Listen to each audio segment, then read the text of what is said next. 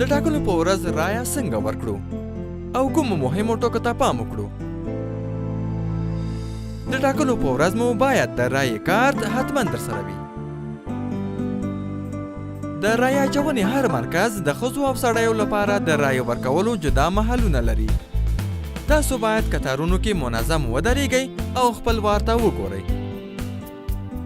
په لومړۍ مرحله کې ستاسو کارت کتل کیږي. غټه ګوته او د شهادت ګوته مو تر پاکولو وروسته رنګیږي.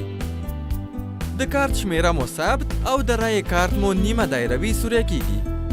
بیا دوهم میز ته ورځئ او دوې ټاپه کړې رایې پاڼې ترلاسه کوئ.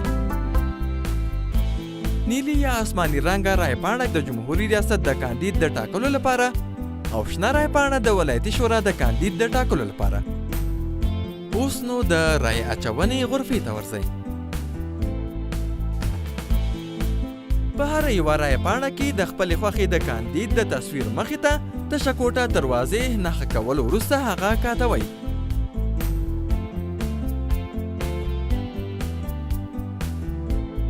په آخر کې نیلي یا آسماني رنګه رایې پاڼه د جمهوري ریاست د رایې پاڼو صندوق کې او شنه رایې پاڼه د ولایتي شورا د رایې پاڼو صندوق کې اچوئ او د رایې اچونې له مرکزه وځئ.